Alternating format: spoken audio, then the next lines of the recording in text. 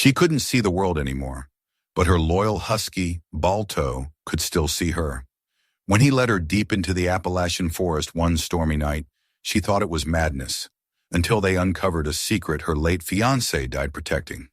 What they found buried beneath the cedar roots would change everything and prove that even in darkness, love can still find the light. Before we begin, tell us where you're watching from, and don't forget to subscribe for more stories that will break your heart and heal it too. The rain came softly that evening, falling like whispered secrets across the small mountain town of Fairvale. Inside a modest wooden house at the edge of the Appalachian forest, the world was quiet, too quiet. The ticking of an old clock filled the silence, steady and patient, as though it were waiting for something to happen. On the couch sat Eliza Harper, her pale hands folded neatly on her lap, her sightless eyes turned toward the sound of rain against the window.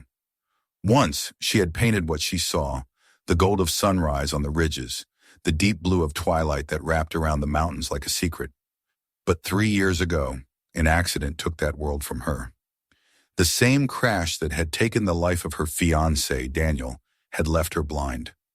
Since then, Eliza had lived in a world made of echoes and memories, moving carefully through the dim corridors of her own mind, where color had become a ghost. Her days were repetitive, the same path from her bedroom to the kitchen, the same cup of tea, the same hesitant step outside onto the porch. Only one creature broke through the walls she had built around herself, a Siberian husky named Balto. Balto was no ordinary dog. He had been found by volunteers from a rescue center wandering the northern ridges, half-starved and with burn scars along his flank. They said he had refused every handler, snapping and growling at anyone who tried to approach. But when Eliza was brought in to meet him as part of her therapy program, something changed. The moment she entered the kennel, Balto had gone still. The wild light in his eyes dimmed into recognition, or perhaps compassion. When she knelt and whispered softly, he pressed his muzzle into her trembling hand. It was the first time he had allowed anyone to touch him. Since then, he had become her eyes. Every step she took beyond the safety of her home was guided by his strength and patience. When she stumbled, his body braced against her leg. When she lost her bearings, he led her back to the path. Yet even with his help, Eliza rarely left the property. The forest frightened her. Its sounds were unfamiliar and vast, a living labyrinth of rustling leaves, hidden streams, and distant howls that stirred something inside her she wasn't ready to face. That night, as the rain fell heavier and thunder rolled through the valleys, Balto stirred from his place near the door. His ears pricked up, and a low growl rumbled in his chest. Eliza tilted her head. "What is it, boy?" she whispered. Balto didn't move. His gaze was fixed on the dark window, his body tense. Then, without warning, he barked sharply and ran to the door, scratching at it with sudden urgency. Eliza frowned, startled. "Balto, no, it's storming outside." But he barked again, louder this time. There was something different in his voice, not aggression, not panic, but insistence. He wanted her to follow. Her heart began to pound. She hadn't left the safety of her house after dark since the accident. Yet as she listened to the dog's pacing, a strange feeling welled up inside her, a pull, deep and magnetic, like the echo of a forgotten promise. The storm grew louder. Rain lashed the windows. Balto whined softly, pressing his head against her knee as if pleading. "Okay," she murmured finally, her voice shaking. "Okay, I'll go with you." She reached for her walking stick and fastened the leather harness around Balto's chest. The dog waited, muscles quivering, then nudged the door with his paw. As the latch gave way, a gust of cold wind rushed inside, filling the house with the smell of pine and wet earth. They stepped into the storm. The forest greeted them like a sleeping giant awakened. The path was slick with mud, and Eliza could hear the roar of water from a nearby stream swollen by rain. Balto moved slowly at first, making sure her steps were sure and steady, but soon his pace quickened. He pulled gently on the leash, guiding her forward through the darkness. "Where are you taking me, boy?" she asked breathlessly. Only the sound of rain answered. The deeper they went, the louder the forest became. Branches creaked, the wind whispered through leaves, and somewhere far off an owl called into the storm. Eliza's shoes sank into the soaked ground, and she could feel her heartbeat in her throat. But she didn't stop. There was something about the way Balto moved, confident, purposeful, that made her trust him more than she trusted her own fear. After nearly an hour of walking, the rain softened to a mist. The air grew colder. Balto halted abruptly and began to sniff the ground. His tail stiffened. "What is it?" she whispered. The dog whined and tugged her forward another few paces until her walking stick struck something solid. Not a tree, not a rock, but a wooden surface. She crouched, running her hands along it. The texture was rough, covered in moss and rain. It was a door, a small wooden door, half buried in the hillside. Eliza froze, breath catching in her throat. A faint metallic smell hung in the air. Rust, damp wood, and something else. Something old.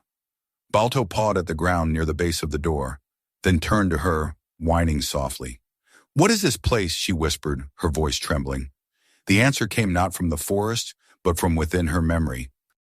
She didn't know how or why, but she felt she had been here before. The scent of wet cedar, the slope of the earth. A faint echo of Daniel's laughter somewhere deep in her mind, followed by his voice, low and tender. "One day, if you ever get lost, just follow the trees that whisper."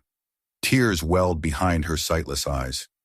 She pressed her palm against the door, and it shifted slightly, groaning on its hinges. The air that escaped was cold and stale, carrying the scent of earth long undisturbed. Balto stepped forward, tail low, ears alert. Eliza hesitated. "You want me to go inside?" He gave a quiet, determined bark. Her breath trembled, but she nodded. She ducked through the opening, her hand trailing along the damp wood, and stepped into the darkness beyond. The floor creaked under her boots. Balto followed close, his fur brushing against her leg. Inside, the air was thick and silent. Drops of water echoed as they fell from the ceiling into unseen puddles. The smell of decay and age surrounded her. She reached out and found the edge of a table, then something soft and brittle beneath her fingers. Paper, a stack of it.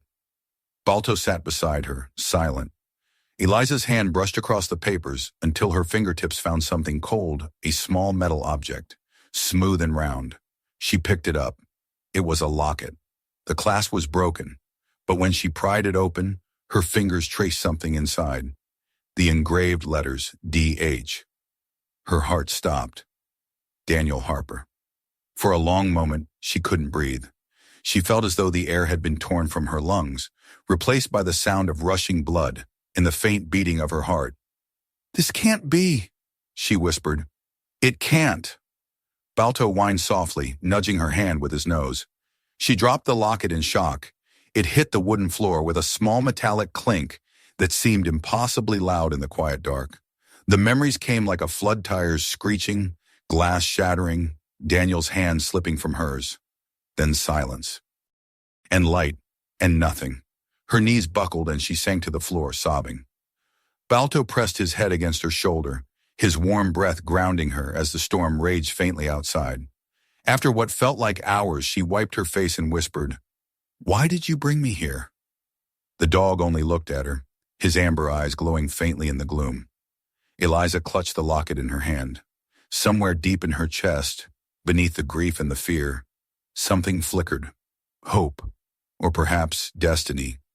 She took a slow breath and said softly, "All right, Balto, we'll find out what this means.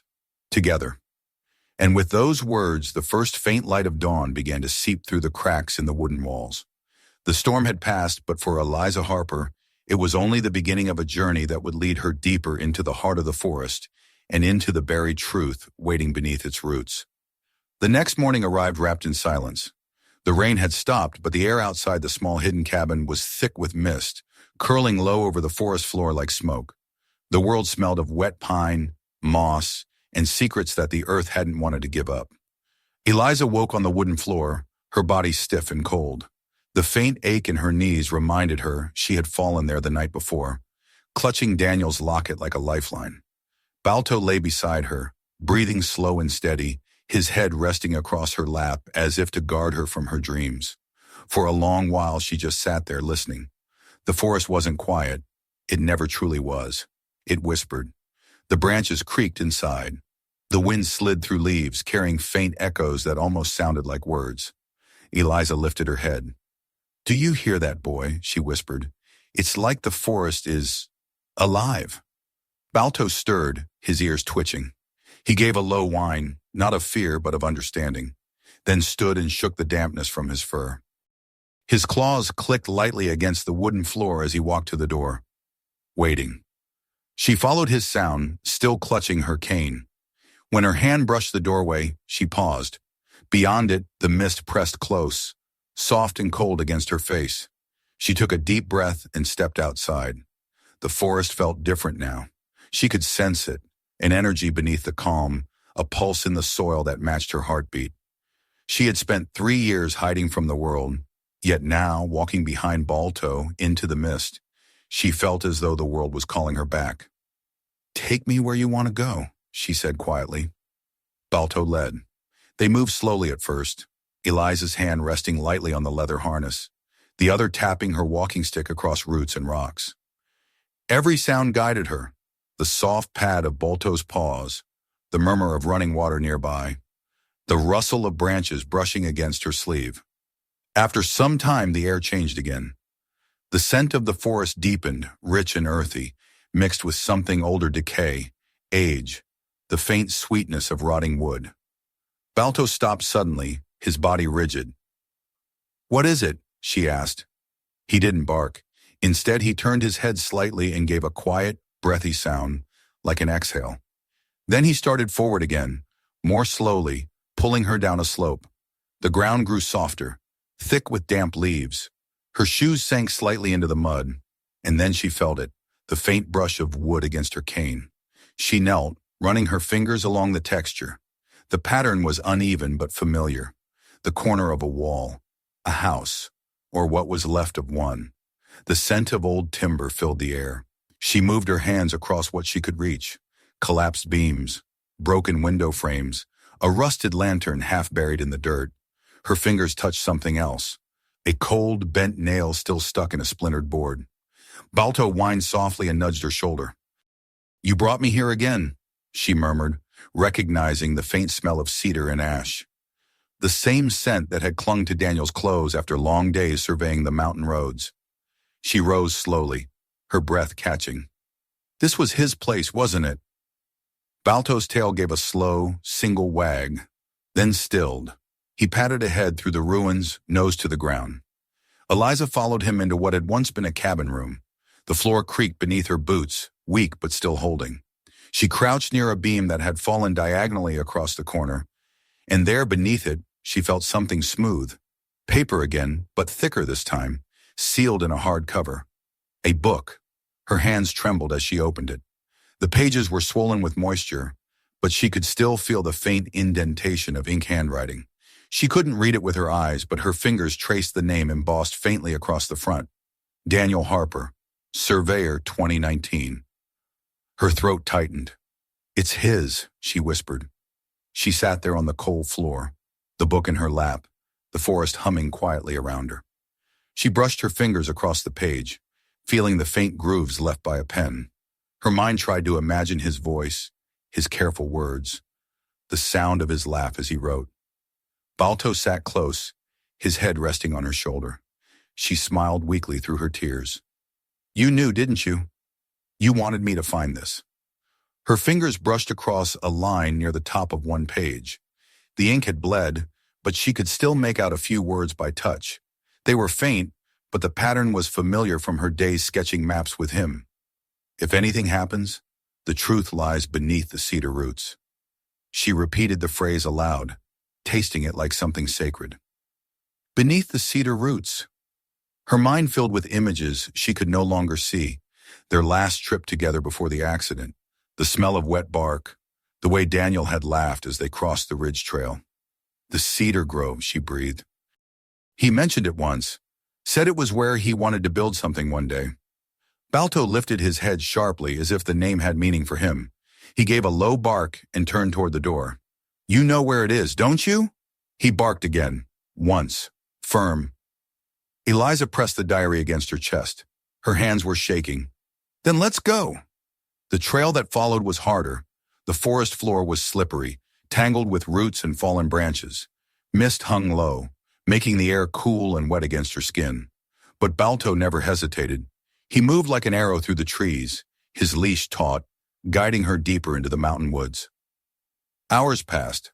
The forest thickened. The air grew heavier, filled with the sound of distant rushing water. Each step became a test of faith. Eliza trusting in the rhythm of Balto's movement, in the tug of the harness, in the steady pulse that said, "You are safe with me." Then somewhere ahead, she heard it, a sound different from the forest, deeper, more resonant. The whisper of wind through something massive. The faint, sweet smell of cedar drifted to her nose. Balto slowed and stopped. She reached forward, her fingers brushing the rough bark of a fallen trunk. The texture was unmistakable cedar. The air around it was cooler, and she could hear the faint hum of insects beneath the soil. "This is it," she whispered. Balto began to dig, paws scraping through wet leaves and dirt. He was frantic now, driven by instinct. Eliza knelt beside him, feeling the vibrations of his effort through the ground. Her cane struck something solid. Metal. Her breath caught. What is that?" She reached out. Beneath the loose soil, her fingers found an edge cold, smooth, rectangular. A box. Balto stopped digging, panting softly, tail low. Eliza brushed more dirt away, her hands trembling. The lid of the box was rusted shut. Her pulse raced. "Daniel, what did you leave here?" Her strength was failing, but she pressed her thumbs against the lid and pushed. It groaned faintly, giving way with a crack of breaking rust. The inside smelled of earth and age. She touched paper, thick plastic, and something hard and angular like metal casing. Her fingers brushed across smooth shapes, sealed envelopes, folded maps, and something else. A flash drive, wrapped carefully in a piece of cloth. A voice echoed in her mind, soft and warm, from years ago. "If anything ever happens, promise me you'll keep painting the truth, even if you can't see it." Her throat tightened. She pressed the flash drive to her heart, her body shaking. Balto leaned close, his breath warm against her cheek. She smiled weakly, whispering, "You've done it, boy. You found what he wanted me to find." But as she sat there in the clearing, the wind shifted. The whispering trees seemed to change tone. The forest no longer sounded peaceful, it sounded watchful. Somewhere far off, a branch snapped. Balto's ears pricked up. His growl was low and deep, vibrating through her hand. Eliza turned her head toward the sound. "Is someone there?" Silence. Then another crack, closer this time. Balto stepped in front of her, his stance rigid, his tail straight as a line. The forest whispered again. But now it wasn't just the wind. It was the sound of movement. Footsteps. Slow. Deliberate. Eliza's breath hitched. She gripped the flash drive tightly. The forest that had felt like a guardian now felt like a trap. And though she could not see it, she felt it in her bones. Someone was watching them. The wind had died by dawn, leaving the forest eerily still. Even the birds seemed to hold their breath as the pale light crept through the canopy. Eliza sat near the fallen cedar, the cold dampness seeping through her clothes, the small metal flash drive still clutched in her hand. Every nerve in her body was awake, listening. Balto hadn't slept. He paced in short, tense circles, ears twitching at every sound. Each time a branch snapped or a crow cawed, he froze, his body taut like a bowstring. His instincts screamed danger, and Eliza could feel it too, that invisible weight in the air, heavy and pressing, as if the forest itself was watching. Her mind kept circling back to the sound of footsteps the night before. Had someone really been there? Or was it her imagination twisting shadows into threats? She wanted to believe the latter, but Balto's behavior told her otherwise. She reached out and touched his fur. "It's okay, boy," she whispered, though her voice trembled. "We'll go soon. Just give me a moment." Her fingers brushed the flash drive again. It was small but heavy with meaning. Whatever Daniel had hidden here, whatever truth he'd written about, was locked inside this fragile piece of metal. But how could she read it? She couldn't see a computer screen, couldn't decode files, yet she knew she couldn't leave it behind. Not now, Not after Balto had led her to it.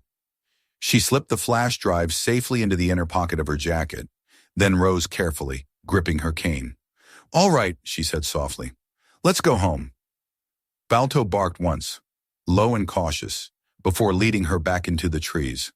The path was steep and uneven, but he moved with purpose, guiding her through the mist.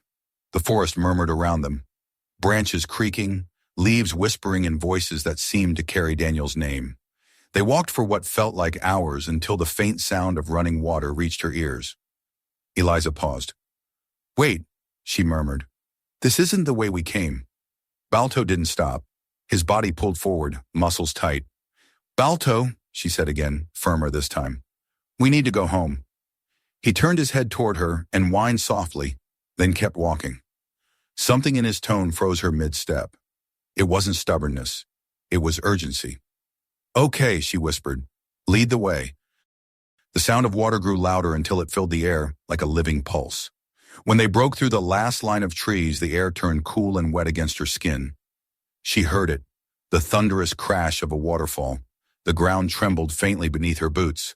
Balto barked once and trotted forward, the leash taut in her hand. Eliza followed cautiously, using her cane to feel the slick stones ahead. The roar of water surrounded her now, wild and powerful. "What are you showing me, boy?" she called over the noise. Balto barked again, closer to the sound, then stopped. She could feel the spray against her face, the cold mist on her cheeks. When she reached him, her cane struck something hollow. Not rock, but wood. She knelt, running her hands across it. The texture was smooth, aged and strangely familiar. It was another door. Her pulse quickened. "Another one?" The hinges groaned when she pressed on it. The smell that came out was ancient. Earth, metal, and decay. Balto whimpered low in his throat. "It's all right," she whispered, though her hands shook as she pushed the door wider and stepped inside. The darkness swallowed her instantly. She heard the soft drip of water echoing off stone walls. Her boots slid slightly on the damp floor. Balto stayed close, his body brushing her leg. When her cane struck something solid, she crouched. It wasn't stone this time. It was metal, cold and sharp-edged. She brushed away the dirt with trembling fingers until her hand closed around something smooth, a sealed military container. Her breath caught. "Daniel," she whispered. She found the latch, stiff with rust, and pried it open. Inside, wrapped in cloth, were papers, notebooks, and maps. Her fingers ran across embossed seals, U.S. Army property, and old brittle pages stamped with faded red ink. Classified. Her stomach dropped. "This can't be real." She felt along the edge until her fingers brushed another object, small and rectangular, heavier than paper, a notebook bound in leather. The scent of it hit her first, cedar oil, dust, and faint traces of Daniel's cologne. She opened it carefully, her fingertips tracing the embossed initials inside the cover. D.H. again.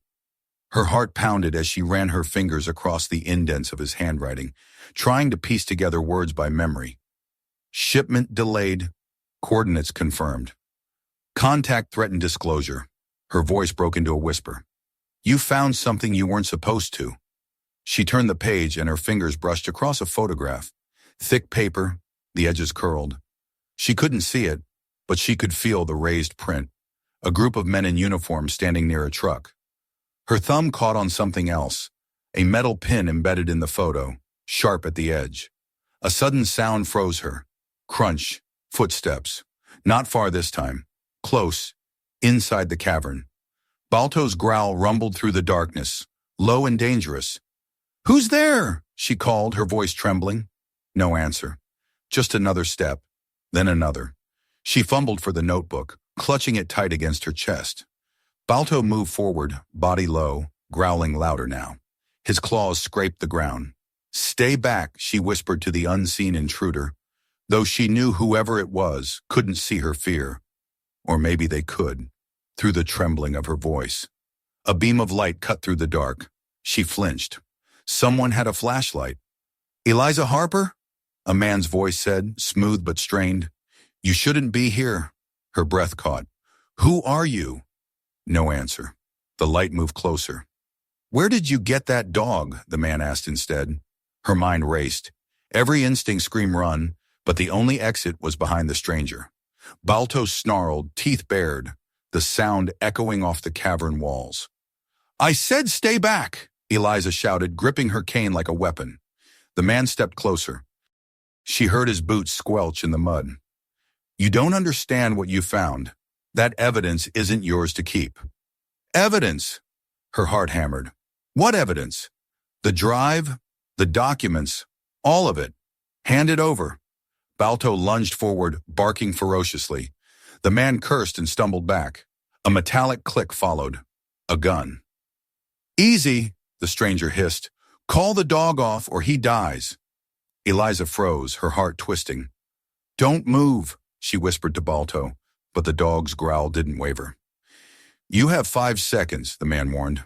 The air trembled. Somewhere behind her, water dripped steadily into a puddle, echoing the slow count of her heartbeat. Then a sound, faint but distinct, came from the distance outside the cave. Another person shouting. The man turned his head for a fraction of a second. Balto moved first.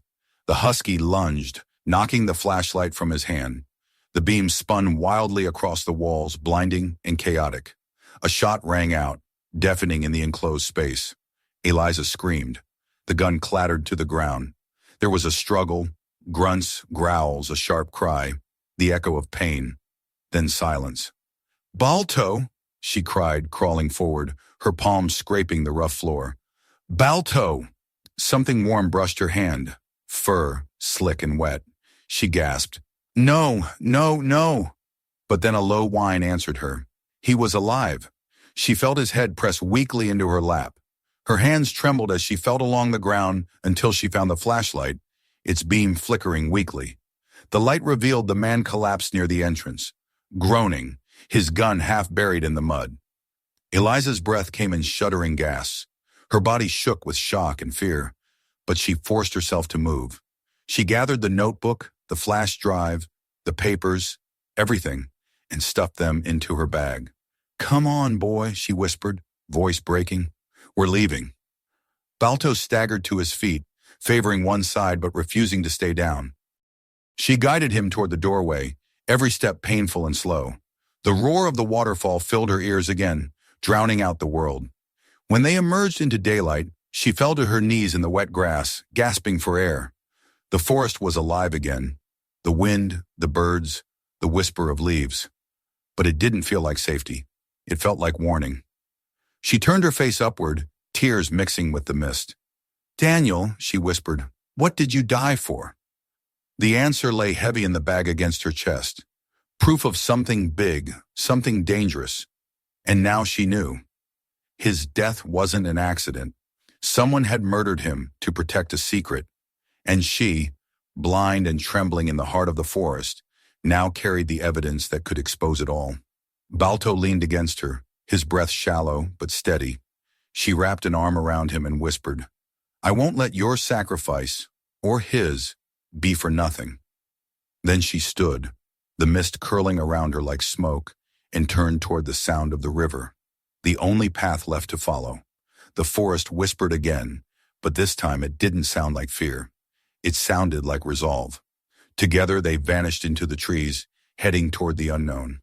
The river carried their reflections, one woman and one wounded dog, through the ghostly shimmer of early dawn. Mist hung low over the water like breath from the mountain itself. Eliza stumbled along the bank, soaked, exhausted, and driven by a single truth pulsing through her chest. Daniel's death was no accident. She carried proof of it now. The papers, the flash drive, the notebook, all of it pressed tight against her ribs beneath her jacket. Balto limped beside her, his head low, his breath ragged but determined. Every few steps, he glanced back at her, as if making sure she was still there. She was. She wouldn't let go. Not now. They followed the river until the trees began to thin, revealing the outline of an old path half swallowed by weeds. Eliza felt it beneath her boots, the faint trace of gravel, human-made, the way forward. She stopped only once to let Balto rest, pressing her palms against his fur and whispering words she couldn't even hear over the hammering of her heart. "You're going to be okay," she murmured, though she didn't know if it was true. "You always find the way, remember? You found him. You found me." The forest was quieter now, but not empty. The air carried the distant thrum of rotors, the faint metallic hum of machines. They were still searching. Whoever the man in the cave worked for, he hadn't been alone. Eliza pressed her ear to the ground like Daniel had once taught her. The vibrations were faint but real. Vehicles, maybe 2 miles off, closing in. She rose slowly, gripping her cane, her other hand tightening on Balto's harness. "We keep moving, boy," she whispered. "We have to reach someone before they find us." Hours passed, though time felt like a blur of pain and endurance. The forest gave way to rocky ridges, the sound of distant thunder rolling across the valleys. Her mind replayed the voice of the man in the cave. "You don't understand what you found." But she did. She understood too well. The evidence she carried proved that Daniel had uncovered illegal government shipments, weapons hidden beneath humanitarian aid routes, transported through these mountains years ago. He'd stumbled into the truth, and they'd killed him to bury it. Now the truth was hers to protect. The sun broke through the clouds in weak bands of gold as Eliza and Balto reached an overlook. She could feel the vast emptiness before her, the drop of air, the scent of distance, somewhere below the faint echo of a road. Civilization. Then faintly, a sound behind them, a twig snapping. Balto froze. A low growl rippled through him. Eliza's chest tightened. Not again. The voice came next, calm, measured, and cold. "You've run far enough, Miss Harper." She turned her head toward the sound, every muscle tensed. She recognized the voice. It was the same man from the cave, his tone sharper now, stripped of pretense. "You're hurt," he continued, stepping closer. "So is your dog. You don't have to make this harder than it already is." Eliza's mind raced. There was nowhere to run, only a sheer drop ahead and dense woods behind. She could hear the crunch of his boots moving closer, the faint metallic rattle of a weapon. She reached down and brushed Balto's head. "Stay," she whispered. "Please." But the dog ignored her. He stepped forward, lips curled, a growl building deep in his chest.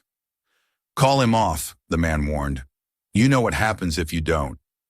Eliza's hands shook, but her voice was steady. "You killed him, didn't you? Daniel, you murdered him here." The man's silence was answer enough.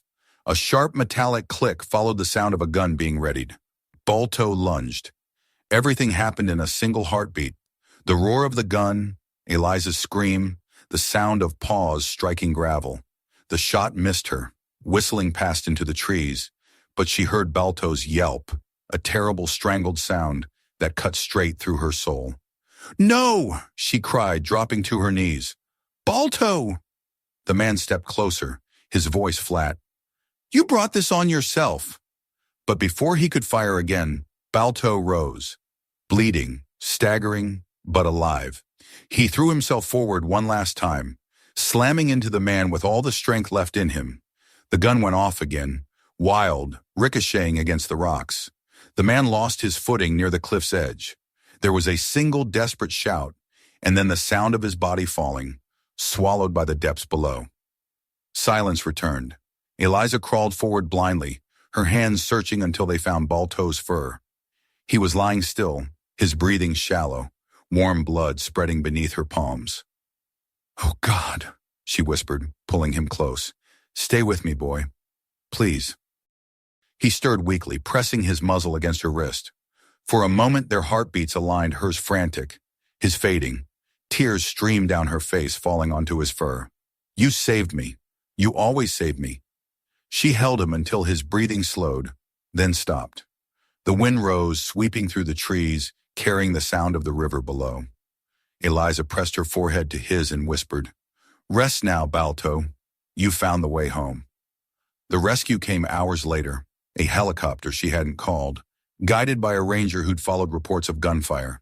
They found her by the cliff, holding the dog's body, the evidence bagged beside her. She didn't speak for days, not until an FBI agent gently told her, "You did the right thing. His notes led us to the caches. You ended it." She nodded but said nothing. The right thing never felt so heavy. Months passed. The mountains bloomed again with wildflowers, the streams running clear after spring's melt. A small wooden house stood at the edge of the forest, Daniel's old cabin, rebuilt from its ruins. Inside, the walls were covered, not with paintings, but with textured carvings Eliza made with her hands, her new way of seeing. At the entrance, a small brass plaque read, Balto's Light Foundation, for those who walk by faith, not by sight. Each week, Eliza taught others who'd lost their vision how to move through the world again, guided not by fear, but by trust. Sometimes she'd pause during class and tilt her head toward the open window, listening. And in those moments, she could almost hear it, the faint rustle of paws in the leaves, a distant bark carried by the wind. She smiled, her blind eyes turned toward the forest. "Go on, boy," she whispered softly. "We made it." The wind stirred through the cedar trees, whispering like breath across old secrets. And for just a heartbeat, it felt like the light returned.